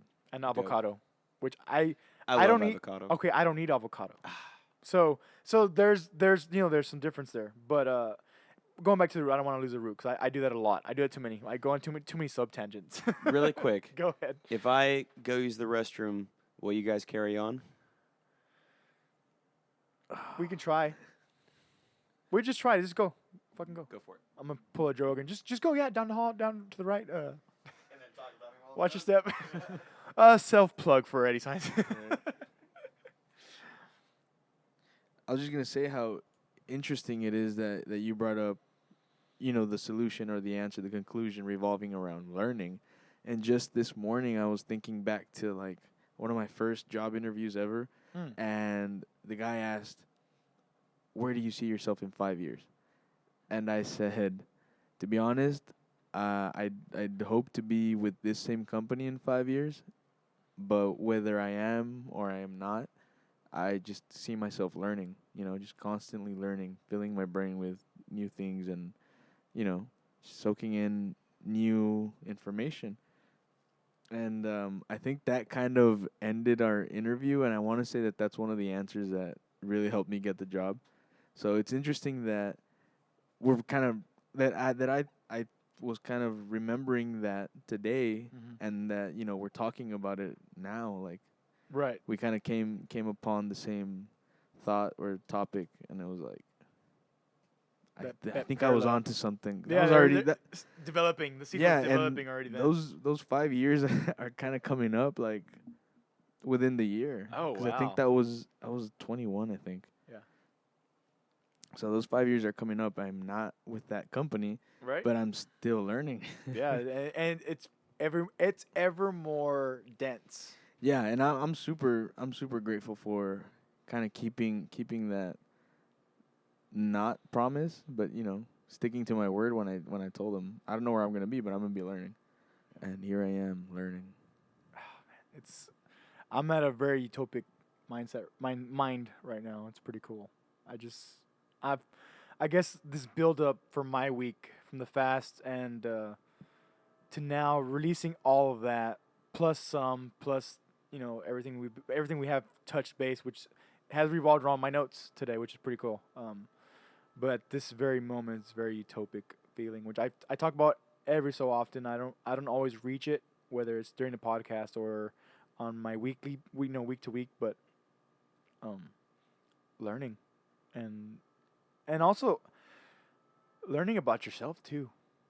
Paying attention to yourself, like, but I don't mean paying attention to like a lot of the physical stuff. I'm saying like really, if you hear yourself saying, "Oh, I want that candy," respond to it. Like it's almost crazy, it's almost lunatic to respond to yourself, but I guess this is my opinion is that it makes me more conscious when I reply to myself. I do that pretty frequently, and last night I was in Harlingen at an event with my Prelude team, Go Prelude, and so we're sitting there, and I forget like why I thought to bring it up. Well, I guess like they were asking me how my interview went with Valley Town Crier, and I was like, man, I felt really great about it. It was awesome. The reporter was like super prepared, asked all the right questions. It was awesome. And then like someone made a joke about the Valley Town Criers like reader base or whatever. It's like maybe they're just like so low profile for this reason. And I was just like in my head I was like maybe they're so low profile because they're aliens.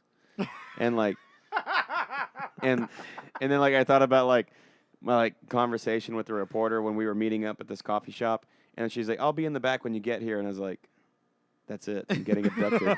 Like this is it. See ya."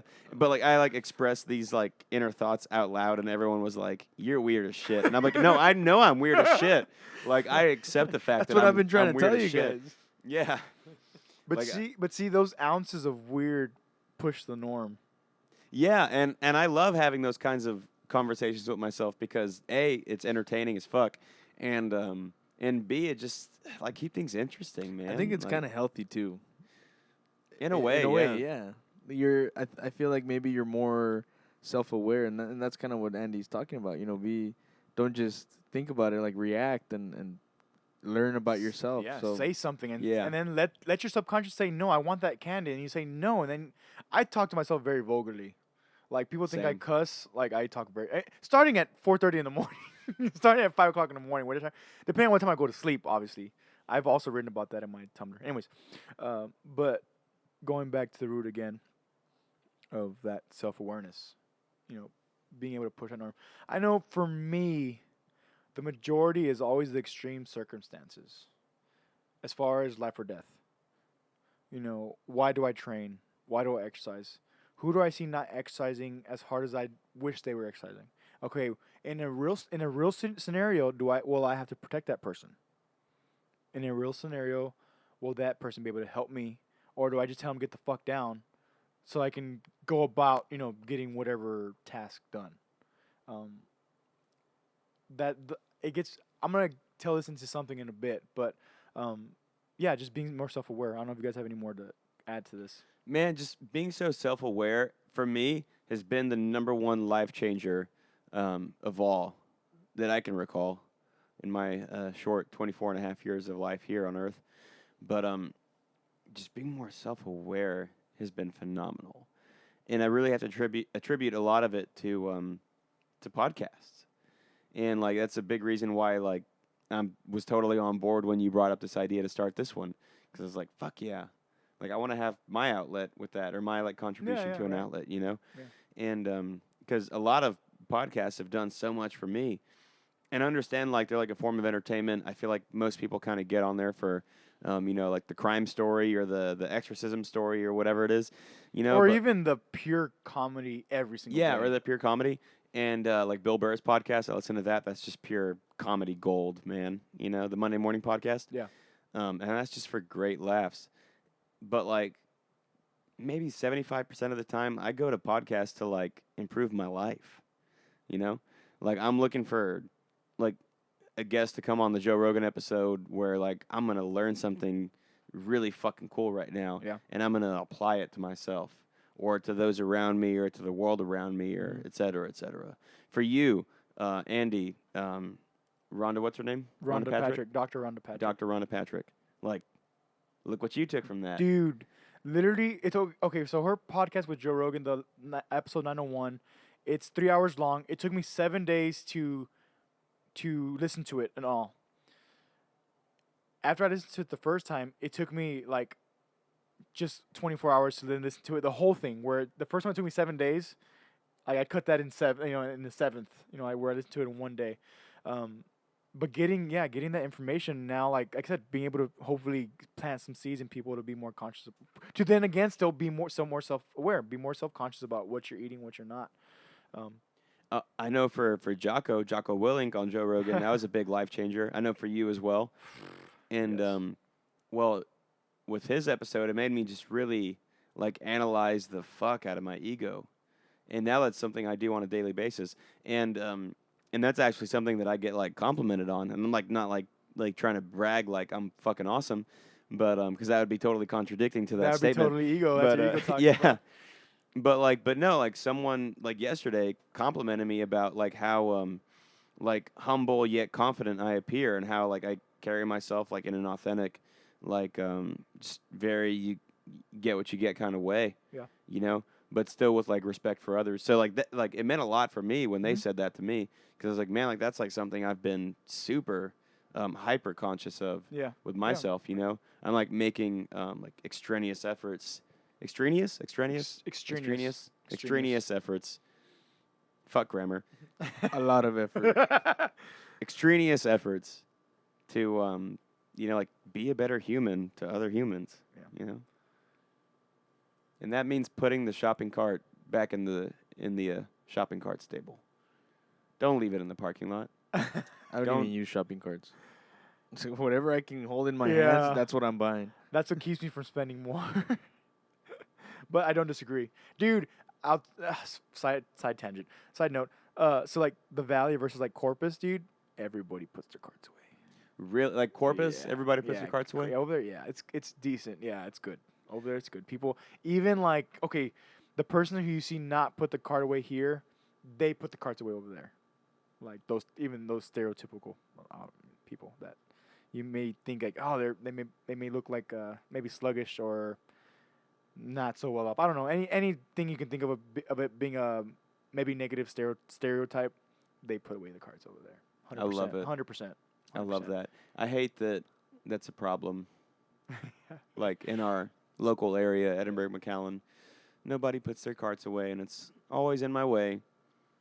And it's always making like the cart wrangler's job just a little bit harder, and you don't have to do that because it doesn't require much effort to walk a rolling object 10 feet away from your vehicle.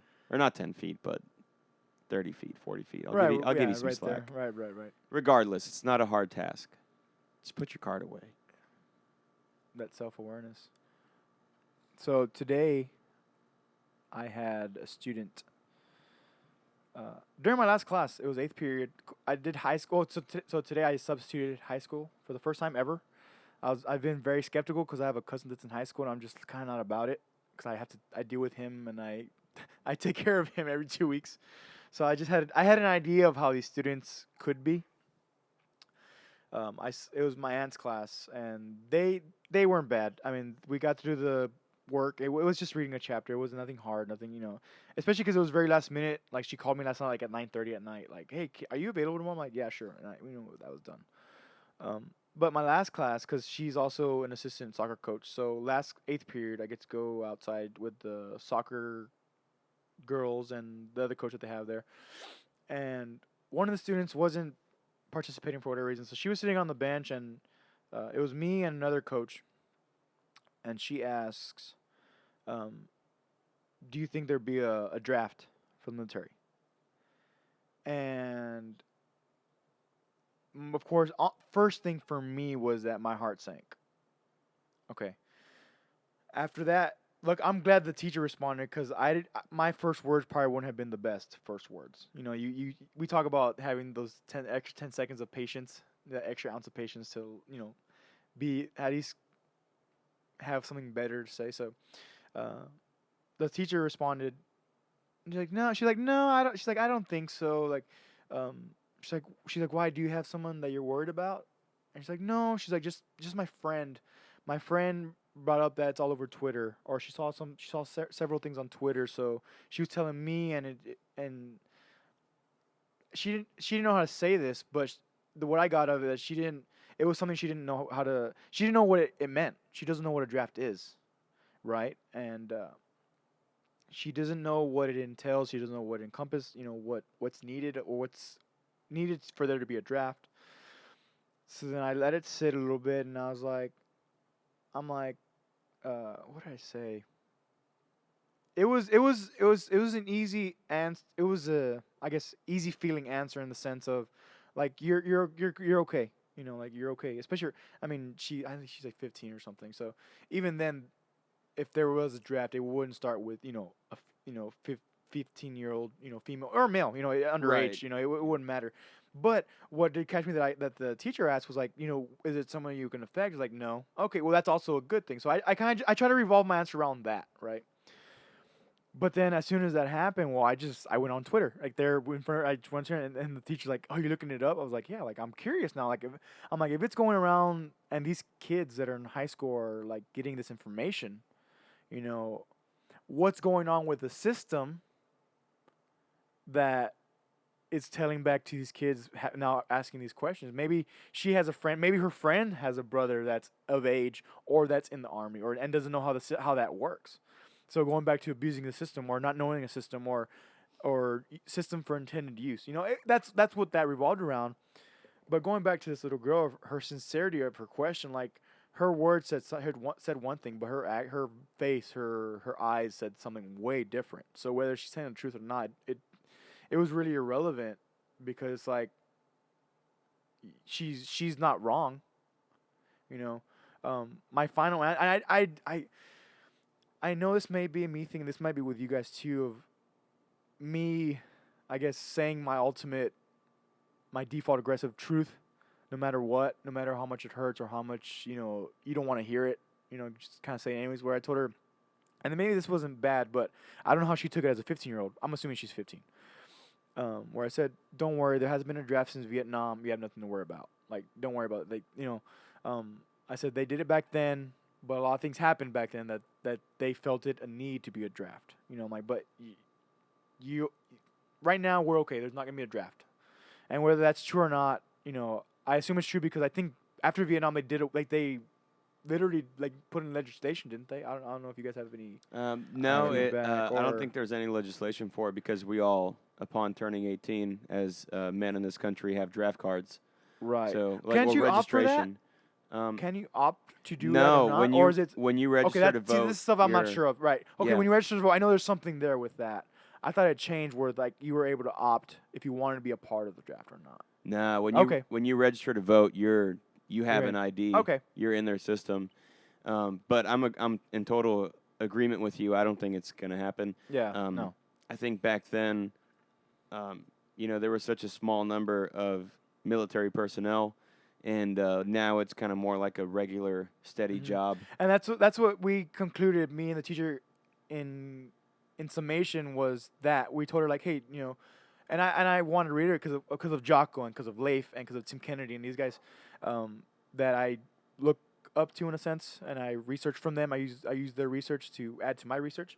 Of like, no, I'm like, I promise you, I'm like, one thing I can promise you is that there's a lot of people out there, a lot of men that are out there, they're ready. I'm Yeah. like, there's a lot of guys out there that are ready and they're ready to do their job. Yeah. I'm like, so you're good. And I always go back, and I brought this up weeks ago on the podcast where I said, and I reiterated to her because I remember this, but I said, study, work hard. I'm assuming, like I said, I don't know what grade necessarily, but she had just, like, I guess they just had, like, cheerleading tryouts. She just made varsity. So I used that. I'm like, hey, concentrate on cheerleading. Like, do that. Focus on your work. Get better at soccer. Focus on your work. Like, just focus on school. Like, you're good. Don't worry about it. It's a very interesting thing to have to, now as an adult, bring ease to teen It's and interesting. younger. Having to deal with that. It's interesting that you brought that up because today the class I was subbing for, they've been going over the Civil War, specifically the tail end of it, with Gettysburg, the Gettysburg Address, Lincoln's assassination, Yeah. and all those kinds of things. The beginning of Reconstruction and all of that. And well, Lincoln's famous Gettysburg Address, 87 years ago, and I found myself, of course, naturally, because it's not a current thing, but like having to explain what a score is, 20 years, Right. so just having to explain that to them. So like a score is 20 years, and so that's why he said 7 years ago, 87 years ago. And like the thought just kind of hit me like, man, like people live to be 87 now. Mm-hmm. Maybe not so much back then, but like now people Right. live to be 87. Mm-hmm. And I told them, like, imagine being born when the Declaration of Independence was being signed, and then imagine living, like, to be 87 when the Civil War was coming to an end. Yeah. Yeah. Yeah. That's, like, pretty nuts for a country in less than 100 years to go from, like, newly independent and just being born to fighting amongst each other in, like, the cruelest way imaginable Yeah. at the moment, right? Yep. And at least to me, because I guess the topic's fresh in my head, because then I started relating to current events, which Syria is, of course, a country currently having a civil war that's very talked about. And it's been going on for, 6 or 7 years. And so, I brought up to them, without mentioning specifics, like Syria and the recent chemical gas attacks, biological warfare that was used. I brought up to them, be thankful and be grateful that you live in a country that has already sorted this out, and it's likely never going to happen again. Mm-hmm. Because there's countries around the world right now where this has been happening, and it's still happening. Yeah. Yep. And it sucks. And one of the examples that their textbook was giving was Sherman's March, in which General Sherman for the Union was destroying transportation, railroads to Atlanta and railroads in Atlanta, and they got all the civilians out, and then they burned the town down. They cut off all their resources. It's brutal shit. Mm-hmm. And I just told them imagine if that was happening here right now. Yeah. Because that's what's happening in other countries right now. Yeah. It's a very real thing, and it's it really made me have perspective for the day because I don't hardly ever think about it, But we're very fortunate to be where we are. Yeah, this girl. So we're 2017 now. So she was born in 2002. Let's assuming she's 15. So one of her final questions was, when was the last war? And it's that's a valid question. When you were born. That's what I would have told It's her. we got into. Well, I like I said, this is where my honesty came up because I mean, she's on. If they're on social media, they basically know anyway. So, and then of course the teacher initially said, well, it's happened since 9/11, and then brought up Iraq. I'm like, well, it started in Afghanistan, then went to Iraq, and now it's what they call the insurgency, which is ISIS, which entails Syria, Iran, Iraq. Now it seems like Russia's playing ping pong, and we don't know what's gonna happen. And as I was saying this and trying to answer this question as to be clear and at somewhat as factual as I can think of, but reassure her that everything's okay. But then it made my stomach just kind of fall a little bit, because it's like it's the next generation of war. It seems. Even yesterday was kind of rough for me. I drove in from Harlingen, and that's around when I pulled into town is around when I got news that Trump had ordered the 50 The missiles missiles, yeah. fired, Mhm.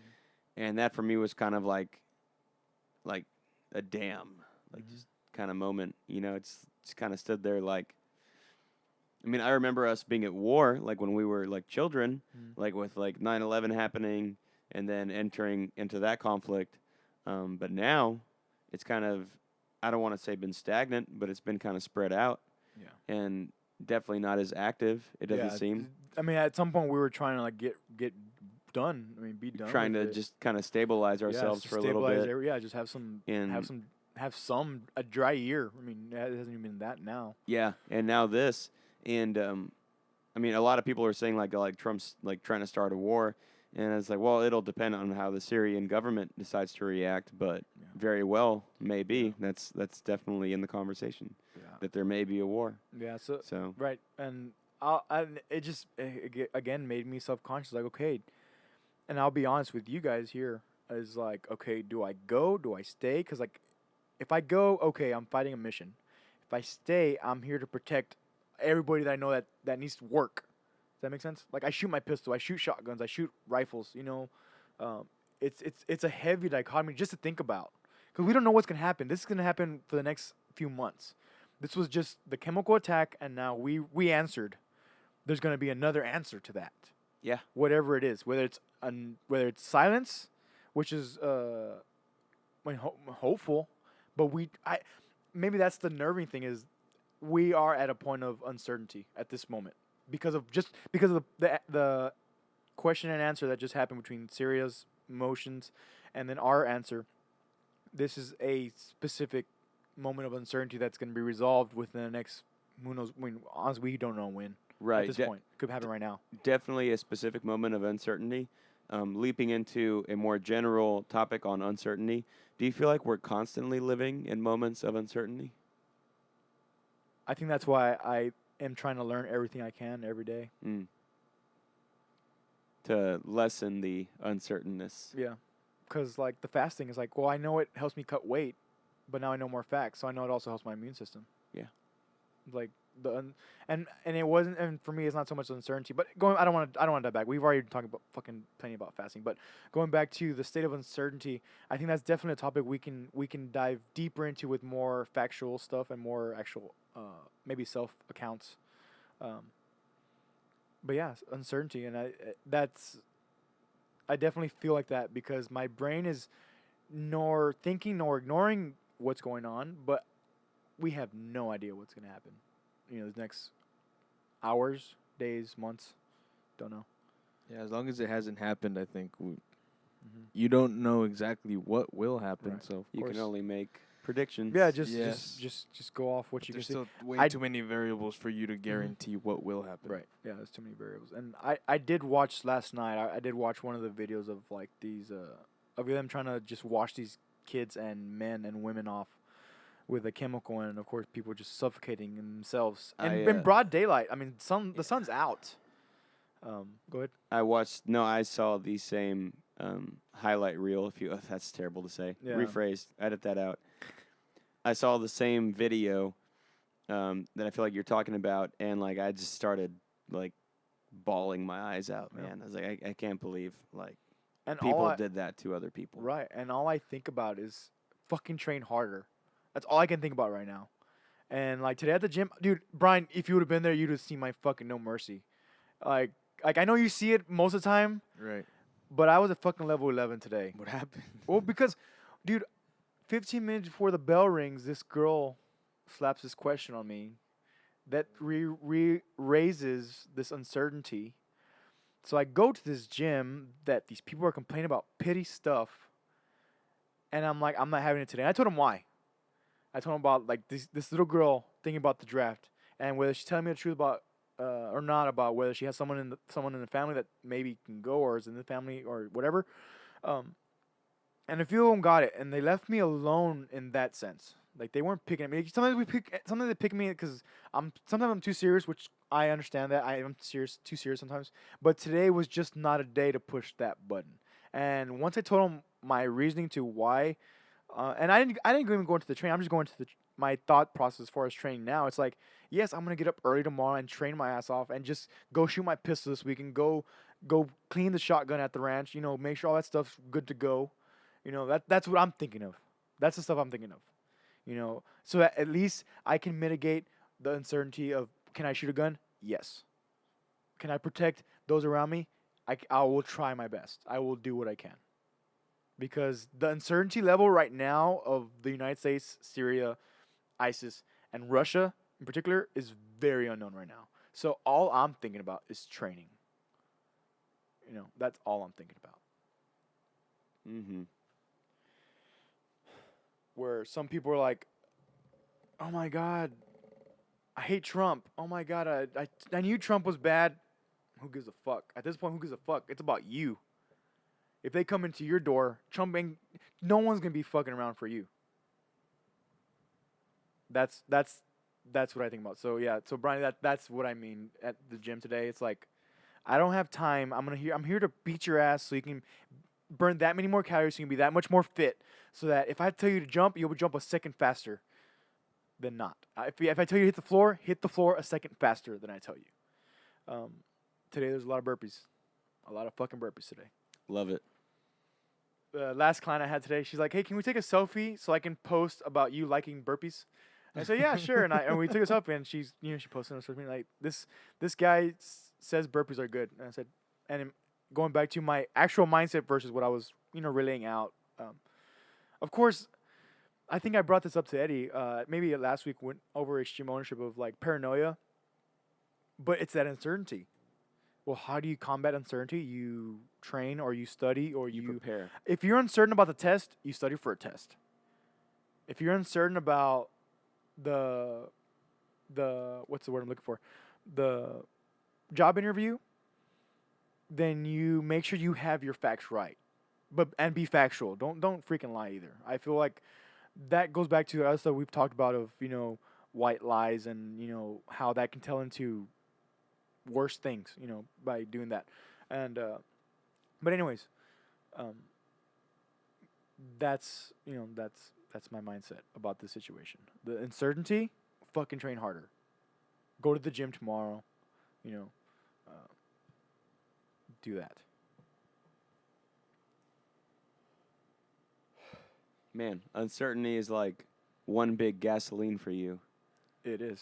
One big gasoline. That made no sense. It's No, like yeah, one no, big gasoline like tank gasoline tank. Yeah, and I guess that's what that's a good way to put it, Eddie. That's a good way to put it because it's like I'm gonna go, and like my cousin texted me today. I don't have him this weekend, so he texted me. He's like, "Hey man, like I'm sick and whatever," and I was like, "Eat all of this: kale, carrots, oranges." Because he had a cold, so I'm like, "Eat oranges," and I'm like, "But not the fucking orange juice. Eat oranges." Like he's like, because I'm like, "No, there's sugar, artificial sugars in orange juice." Like, no, do not drink orange juice.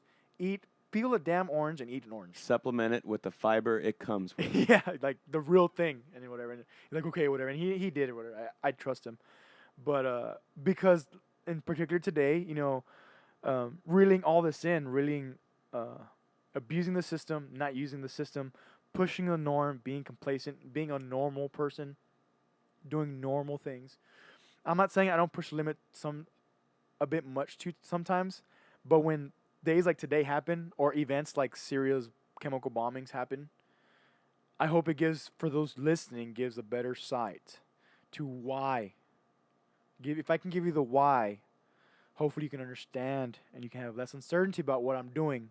A lot of people earlier this week, like, so you haven't eaten and I'm like, you haven't eaten and you haven't slept. I'm like, no, I've slept plenty. Like I said, I told you guys, like I had to sleep more. Naturally, I had to sleep more to let my body rest.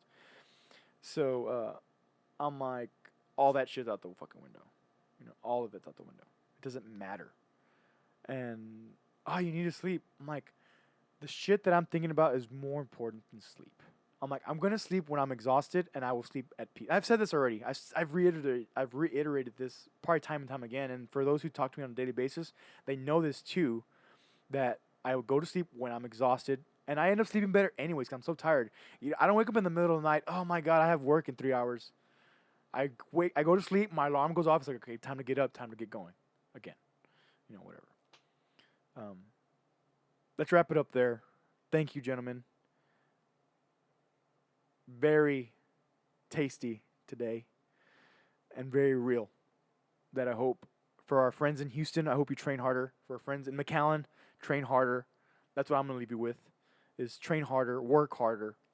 Before we close it out, I do want to leave. I do want the guys to talk or leave their social media on here. I do leave everything in the show notes, but for the sake of planting the seed audibly, if you listen to a podcast, you do better by listening, anyways, more than reading. So, Brian, start with you.